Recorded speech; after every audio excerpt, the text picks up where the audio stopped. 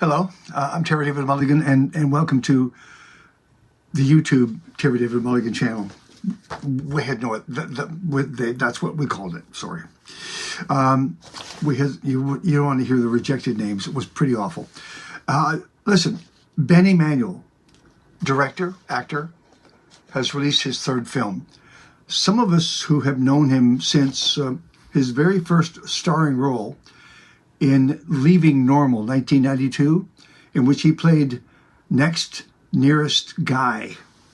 Probably my favorite role that he's done. Anyway, actor, director, teacher, educator, good friend. Ben Immanuel Ratner has released his third movie.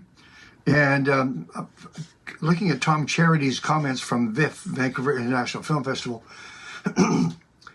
Ben returns with a third feature film, a wry, self-aware COVID comedy in which a socially distant Vancouver documentarian checks in with the stressed-out therapist, corner guest star Gabrielle Miller, and several of her patients over the course of the pandemic. COVID wasn't funny. They're going to make it. It's dark humor, friends. You'll understand. And the name of the movie is Are We Done Now? And so it's already on video on demand in Canada, opening in New York this week. Have a listen to this conversation. This is a really good. We're going to talk about all sorts of things, including the fact that Ben was in one of the early bands that I covered for Much Music. We talk rock and roll is what we do. Here's Ben Immanuel Ratner. By the way, how are you? Great. Yeah, really good to see you. I was just listening to you talking to Art Bergman on the podcast. Did you hear how hard hitting and incisive it was? And I brought him to tears. And Hey, it was a good interview. It's like Art is he's kind of a bit like he's kind of there and he's also kind of a moving target, right? yeah, he dodges well, but he also shows himself now because he's Yeah. he's gone through tragedy and heartbreak. Yeah. Freaking invested into the Order of Canada. Yeah, I know. It's crazy. Did you bet money on that? No. Fuck, I just wouldn't think he'd ever accept it. But I saw that show that you were talking about. I saw that rickshaw show. Yeah. Because I loved Art.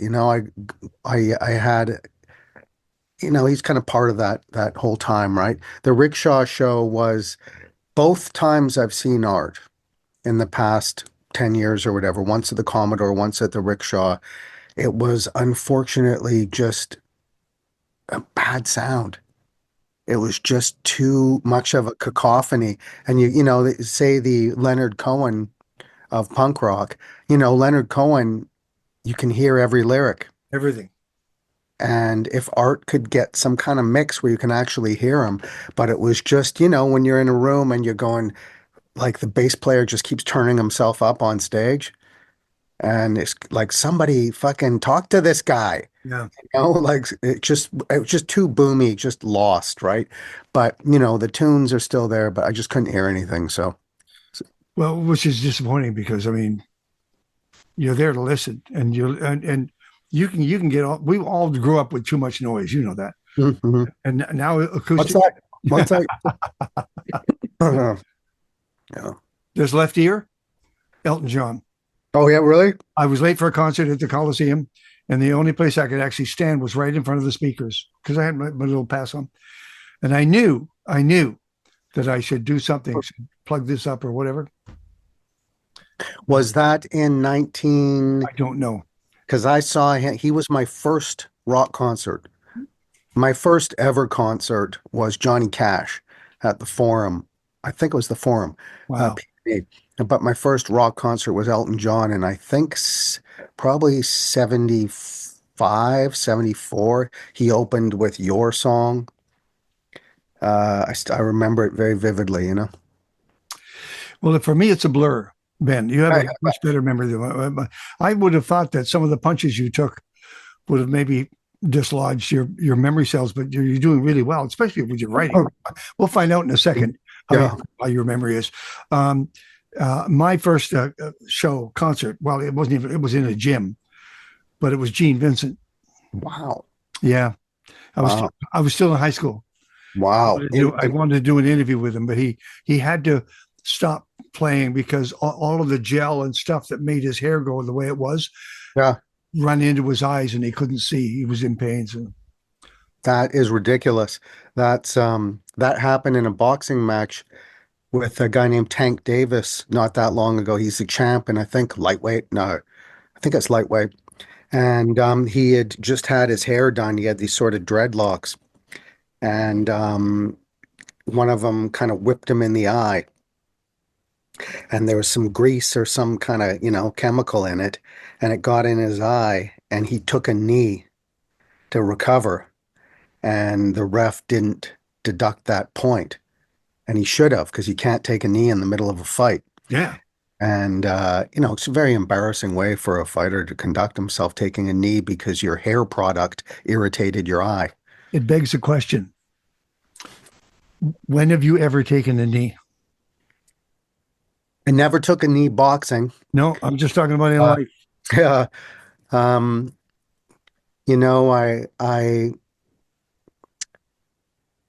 I love that question, and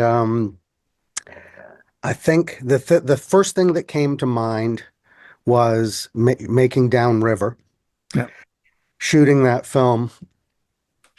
I was already completely emotionally and physically exhausted before we even started shooting, just from the prep and from the content of it, and it was just a big one for me. And I remember we were shooting in the Cobalt, this music scene with Colleen Renison, who I know you've interviewed, and she's just great. I just love Colleen so much. And she was on stage playing, and we were filming it live, so the band was really playing, and the sound mixer was trying to get it together, and the place was full of smoke, like not dry ice, but that awful chemical, that oily, smoky chemical. And there was a ton of extras in there, and it was just a lot going on. And it was Helen Shaver's first day on the film. And she came in, and if you know Helen, she's like a tornado, right? She's got a lot to say. And she came in, so I was managing, kind of figuring out my creative relationship with her, and the day was just going on, and I was starting to think, like, I'm going down. I'm going down. Like, I thought, I'm going down. I could sort of see, the white light starting to come. And I went over to my wife, Jennifer Spence, who was in the film, and I just said, just keep an eye. No, I said, how do I look? And she looked in my eyes, which were like this, right? I was just like, and she said, good. And I said, keep an eye on me, right? Because I thought I'm going down any second. And she kept an eye on me, and I didn't fall down. So I've taken knees in life, I've taken knees at times of loss, but what's it, Raging Bull? You didn't get me down, Ray. I didn't go down. If you keep talking, there'll be no room for questions. You know that. Okay, well, Thank start hit me. just to keep that body clock going. Okay, here you go. So you directed Downriver, and you directed Moving Malcolm. That's right. You won the Vancouver Critics' Choice Award for Best Actor for Last Wedding. I was voting on that day. But your greatest role As an actor, I'll trade you greatest roles. um, a very meaningful role was my first professional play, playing Bobby in American Buffalo on stage. Yeah, And, the lore around that play is just endless and well deserved. It's a beautiful play. And that was my first opportunity to invest every single atom in my being into a play. I was getting paid, and I didn't have to do anything else. And, I think sometimes when we're young, we do our best work, when we don't think we're so smart, and we're just kind of working on what craft we have and our instinct, and there's just no distraction, right? Life is so simple. So that was a big one on stage. And on film, I got to work with some great independent film directors like Bruce Sweeney and Carl Basai, these local filmmakers who do really cool collaborative stuff. So I enjoyed making a film called Fathers and Sons with my pal Jay Brazo, playing my dad for like the I fourth. saw the photo. Yes. I love the freedom of these sort of semi-improvised films as an actor. That's my favorite kind of jam. So do you want to know my choice? Of course. Robson Arms, guy at a restaurant. I'm familiar with Robson Arms. I got to direct an episode of it, and I also played a guy at a restaurant in Robson Arms. What was your scene? What were you doing? No, that was it. Your greatest role was the. Oh, I see. I I see. just saw the credit go by and I thought I got to. I thought you also did that. No, no, no. I can't remember anything. Honestly, my Robson Arms thing was just staying out of trouble. I was. That's it. I was just trying not to screw the scene up. Just working. That's all. Well, you've worked with some pretty huge names. I imagine like The Accused must have been very memorable for you. Yeah. Well, yes, and I see the photo go by from time to time, and it's Jodie Foster in her Oscar-winning role, Accused, and I'm the detective, and I take her back to the bar that she's been raped in, allegedly, and it's the first time that she's in the room after the attack, and she is literally vibrating. I can feel her whole body shaking, not pretend shaking, shaking, and that's where we played out that role. It was fantastic, and we got to be friends. I remember reading about it in your book, and I remember how you described your audition of going in and telling the director, "I know this guy. I know how to do this," because of your experience in the Mounties, was it? The RCMP? Yep.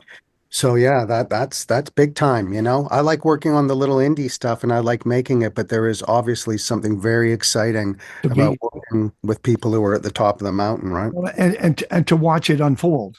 Yeah. And live her triumphs, of course. And I saw her twice after that doing junkets. And every time the two times I walked in, she immediately went back into character. Detective Duncan, how are we doing? Really? Yeah. And she'd stay in character. I said, but I can't talk to that character. I have to talk to you. So it was pretty cool. I like her. I like her guts. I do. Oh yeah, she's one of the great. I'm not here to talk about me, although I will. I'm sure I'll instill myself into the conversation. But I am here to talk about "Are We Done Now?" Your film that has been a long time in planning and done. And you're screening it when, sir? We're screening it this coming Saturday night at 9 p.m. and the following Sunday at 4:30 p.m. at the Viff Center Theater in downtown Vancouver. The name on the marquee, will it say Ben Immanuel? Yeah, that's my name, Ben Immanuel. Well, you were given it. I mean, that was your middle name, right? That's correct. I think it was 2001, I made this move of, my full name was Benjamin Emmanuel Ratner.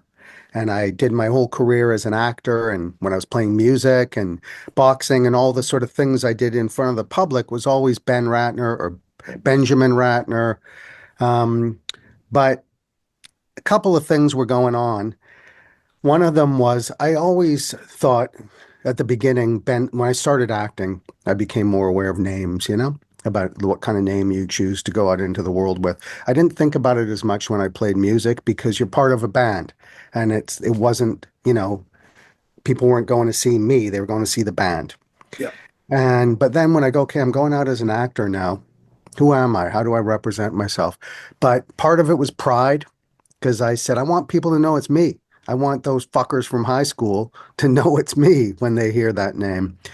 Part of it was fear of pissing off my father by dropping the family name. But I knew Ben Immanuel was a way cooler name than Ben Ratner.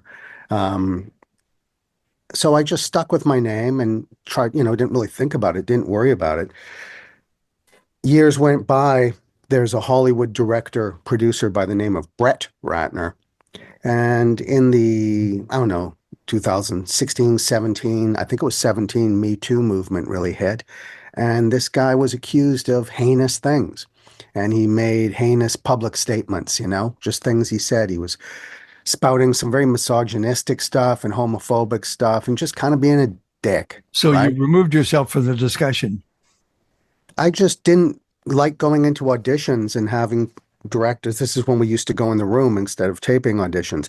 I didn't like having directors look at my resume and kind of go, and I could see them kind of go, ugh, and go, any relation?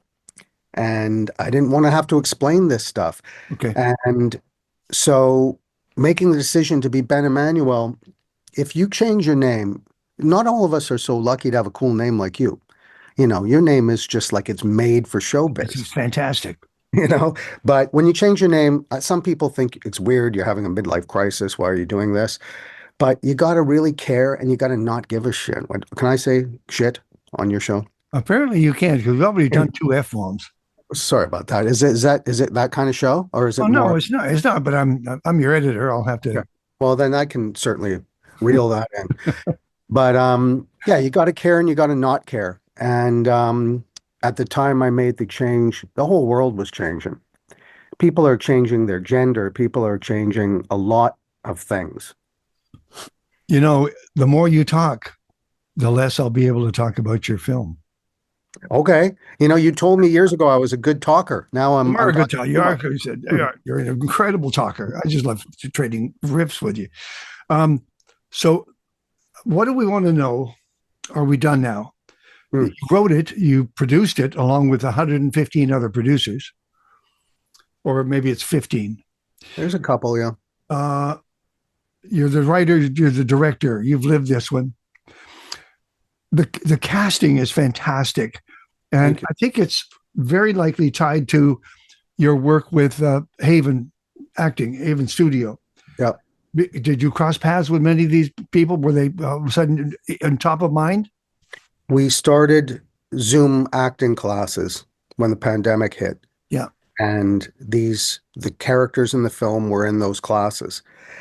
And their stories are what brought the film to life. And the stories of the things they were going through. That's what inspired me to write the film. My film, You know, this it film plays on is- screen. It absolutely plays on screen. Thank you. Yeah, they're playing versions of themselves, right? Some are more fictionalized than others, but it's very close to the bone. Gabrielle was a natural for you. I think she's the greatest. I think Gabrielle Miller is the Mary Tyler Moore of Canada. She's heartbreakingly real and funny and dramatic at the same time, always complex, always exceeds my hopes. So casting her in sort of the central role as the therapist, the online therapist to all these characters was a no-brainer for me. How did the dialogue happen for you? Conversations, improvs, recording things on Zoom, just taking notes. The actors all had final say on the dialogue. Okay. So whatever, when we like, they couldn't have final cut. You know what I mean? I couldn't let the actors cut the actual film. But when we went to shoot, nobody said anything they didn't believe. They didn't say anything that they felt was truthful. They changed whatever they needed to change. And in some cases, massive contributions of text, especially with the character of Eliot Ramsey played. You gave them the gift of creative freedom, which is you cannot put a value on creative freedom. Well, they got paid with creative freedom because we certainly didn't have the budget to pay them with the, actual shekels. Wow. It's hard to talk about each one of these characters, but they are going through all of the things that we went through 2020, 2021, COVID, all of the fears, all of the darkness, you hear snippets of a conversation that scare the hell out of you. And it's behind us now, but it was a dark time, man. It was the best of times and the worst of times, right? Yeah. It was for some people, they liked staying home and taking CERB and not going to work and not dealing with people. I've talked to people, young people, older people who go, I liked it. I didn't have to talk to people I didn't want to talk to. I didn't have to deal with my family. I didn't have to just do things I didn't want to do, which, if they've got anything good out of it, great. For me, there's a quote in the film from Viktor Frankl, who's a Austrian psychologist who survived Auschwitz. And he says, suffering ceases to be suffering when we find meaning. And that's my COVID story, is the meaning I found collaborating with these actors That alleviated my suffering. I just found, having this project to work on definitely kept me motivated through it all. And I'm lucky in that I came out better, a lot changed for me during COVID. So for me, I worried a lot about my family, my elderly parents, that sort of stuff, my business, but I came out stronger for it. How about yourself? What was on the other side for you? As if we're kind of on the other side. I was concerned about the world in general and my friends around me and my family. Yeah. But I just got a thing about what comes is coming. I'm not going to worry about it. I try not to worry about it. I'm worried about the people around me. I mean, if I've gotten to this age and I'm still standing and breathing, then I'm a lucky guy. Yeah. You know, Yeah. I, Gratitude. I found myself in the film, especially in the dialogue. I Were you always going to be the interviewer? No. We shot a bunch of stuff in 2020. I was going to just release it as a web series and just to, a little document of the experience we had. A television company got a look at it and said, hey, this is great. Let's make this into a series. We pitched it to networks for a long time. We almost got it done with one streamer, but ultimately nobody could find the faith to make a show about COVID. Which we always said this isn't about COVID, it's about the experiences people go through at this time in history. Social media, gender, race, all the things that were going on in the world. But people, they know their job. Networks, I mean, no one ever totally knows what's going to work, but they're kind of going, I just don't think enough people are going to want to watch this show. People are just like, COVID's a turnoff. So we didn't get it made, and I have all this great footage. We took it to a agency in Los Angeles. They said, "This is great. We'll pitch this for you, but we'll have to redo the whole thing. Nobody's going to buy this show. This will be a demo, and we'll have to redo the whole thing." I said, "I can't just dump all this footage, right? These actors are the show. I can't repitch this." So I said, okay, we got to make this into a feature. So just assembled this idea of the story within the story. And I'm glad it turned out that way. It's the most truthful version of it, is setting myself as the filmmaker trying to get through this thing. So, accidents create good things in art, don't they? Congratulations on your choices, because your choices were bang on, and Oh, thank I think your bones were telling you that you. there's a. I mean, I'm sorry to hear the roller coaster ride that it took to do this, but I did 15 years of junkets, and I can't believe that some directors were telling me and actors were telling me that it was 10 years between the pitch and the shoot and the film coming out. 10 years. Yeah, I think sometimes even longer. I think this was 5 years, and it felt like longer because it was like 5 years of not knowing what it was going to be, right? How it was going to land, but we made it. Releasing this thing in Vancouver is a huge deal for us. It's the jacuzzi, right? It's an expression I heard from a friend. You get your couple of minutes in the jacuzzi. Now, what do you want?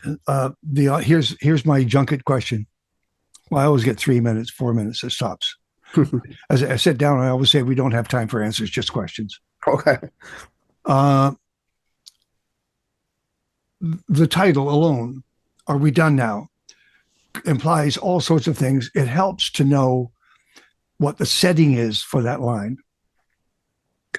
Yeah. When you say the setting, you mean what's happening in the actual film? What doors it opens? What is the journey that we're about to take? Yeah, I mean, are we done on a world level? Are we done with this pandemic? Are we done with that now? Can we get back to something? Or for the character, is she done with the struggle in her personal life with her father? Does she find forgiveness in that relationship? Are we done with certain political figures who dominated our lives at that time? Whose face we always saw, whose orange face we always saw, no matter where we went at that time of COVID? Are we done with the racial hatred that was so prevalent at that time, or at least it was to us through social media? There's so many things. Are we done with this stuff? I don't know. I don't know if we are. I kind of feel like I'm done with a bit of it, but that's up to each person. Ben Ratner as a, director, Ben Immanuel. Emmanuel. Yeah, see, huh? Yeah, so that's what happens when you know each other for 30 or 40 years. I'll certainly edit that one up.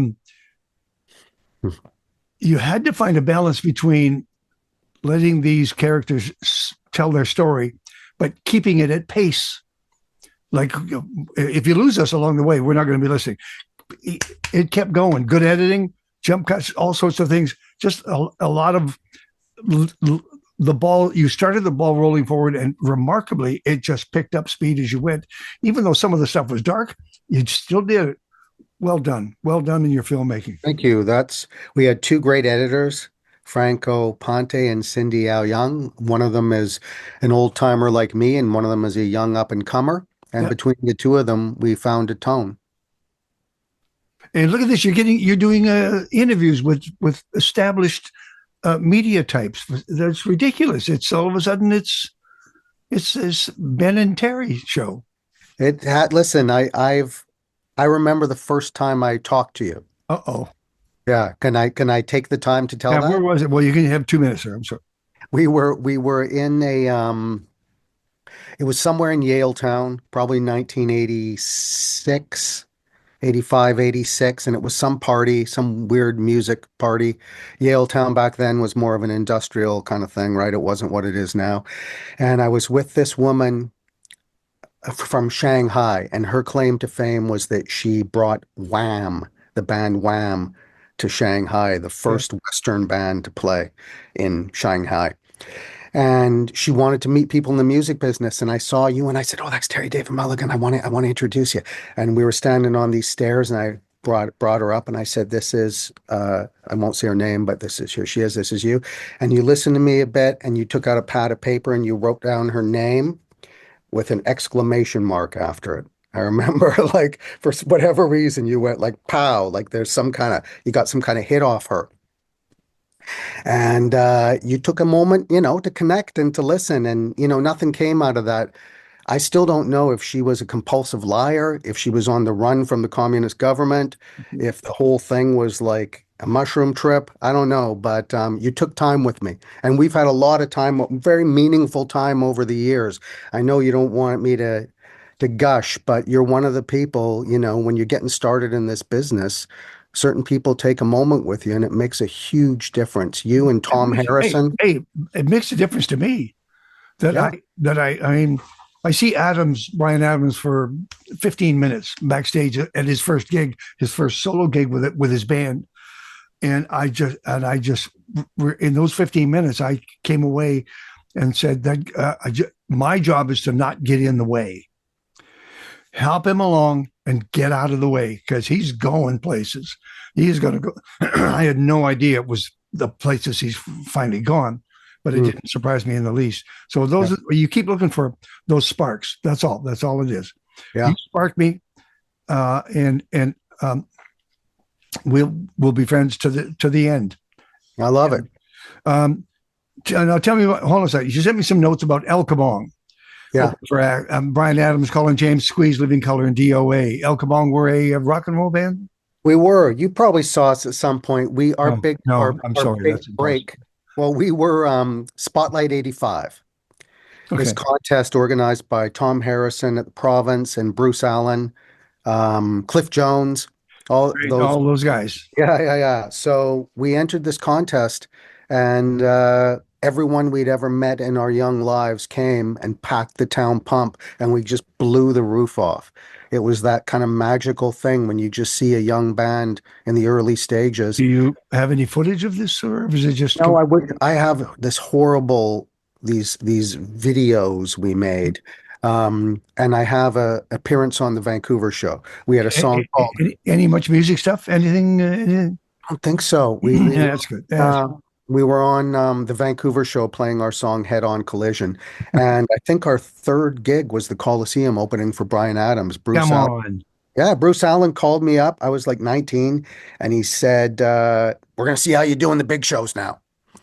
And he put us in the Coliseum, and Barney Bentall played one night, we played the other. And there we were, playing in front of, I don't know, 15, 16,000 people. Amazing.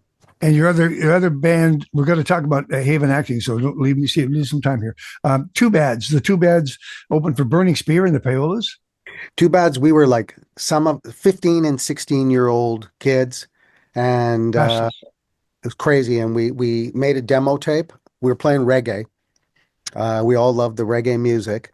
Bunch of white boys from, the West Side playing reggae. We brought it to CFRO radio and played it for those DJs, and they lost their minds. They thought it was just so amazing and so funny that these were white boys playing this music. And next thing you know, we were opening for Burning Spear, this huge reggae act, and that was a trip. And then, yeah, we opened for the Paolas when they had Eyes of a Stranger out.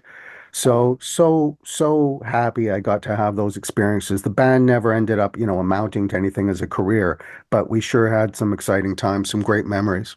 In the last 8 minutes or so that we have left here, Haven Acting, you opened that studio, what, 20 years ago? About 21 or 22 years ago, yeah. To what end and what is it now?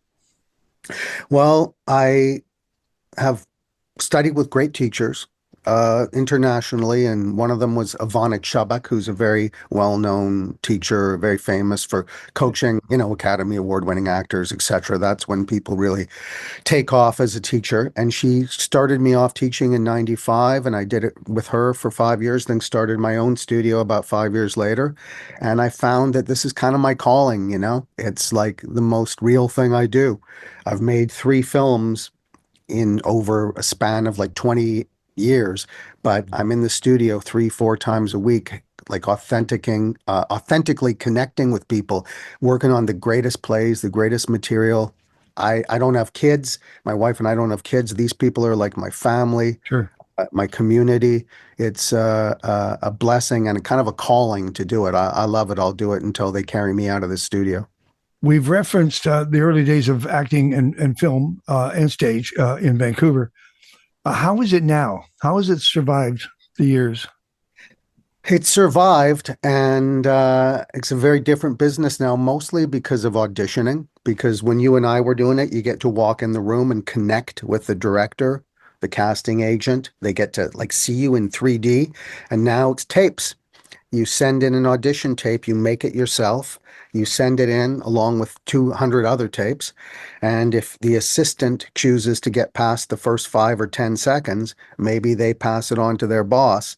And if the boss chooses to get past it, then maybe they pass it on to the director. It's just a lot harder to get seen. And I just, have such respect for actors for keeping the faith and keeping it up, because it's just harder to get hired. When we were doing it, there were fewer of us. And if you were any good, you'd get your shots, right? Yep. But now it's a big lottery out there. I can remember getting cast in something, and later as we were shooting, I asked the casting director who was there, and the director, and we were talking. I said, "How is it that I got that role?" And he said, "The way you walked in the room, those 10 steps into the room, that's my guy. You had the part before you ever opened your mouth." What was the role? Do you remember? No, but I mean, to that day. That day, I still walk in the room, but I suck at doing straight to camera. I need that other voice. I need some interaction. Yeah, it all changes, doesn't it? Think how much the music business has changed. It's unbelievable the difference between, when in the 80s when I met you, how bands got seen connecting with record companies, making a demo tape, and now it's all do it yourself, right? I found my creative spark with when I went to CKUA in Alberta, in Edmonton, an incredible station that's about to celebrate its 100th year on air. It's a network. Huh. We don't have anything like it. There's not another radio station like it in Canada. It's an incredible music station. And I said I love this. I love this station. I loved it when I was a Mountie listening to it. If there's any way I can do a show here and get it to you. And so I did it over tapes when they hired me. Huh. I'm just going into year 29 of doing the show. It was because of the creative freedom that I talk about. Yeah. Creative freedom. And in the 29 years, they have never said, "Why did you play that? Huh. Why did you say that?" I just do my shows. Yeah, but you had already, you had earned the right to have that freedom through years of doing it, right? Yeah. It's not like you were just a beginner saying, give me creative freedom. They trust. But they have the gumption also to say, do what you do. Yeah, yeah, yeah. Like Holger Peterson, the guy doing the blues show in front of me on Saturdays for 2 hours. He's Huh. been doing it for 55 years. Love it. Yeah, we need more of that. It's like everything just, anyway, I don't want to sound like an old man going, I remember the old days, Yes. but when things stick around for a while, they really find their feet, right? If things switch too fast, they never really have a chance to become anything. Of the three elements, directing, writing, acting, which one still gives you the most buzz? Directing is so wonderfully all-encompassing, and you do get to, for lack of a better word, you have the control, right? You get to your vision is right there in real time, and I do love that, and I do love kind of being, I guess, for lack of a better word, a father figure to Yeah. people, sometimes a mother figure on set. I love that engagement with a cast and a crew on set, and I love feeling like I can lead them well. Writing is where it all starts, there's nothing without, I think Alfred Hitchcock said the secret to a good film is three things: the script, the script, the script, Yeah. and acting is playtime and it's hard work.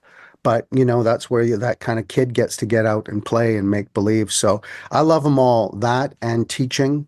To me, they're all, kind of, they're all connected and interwoven.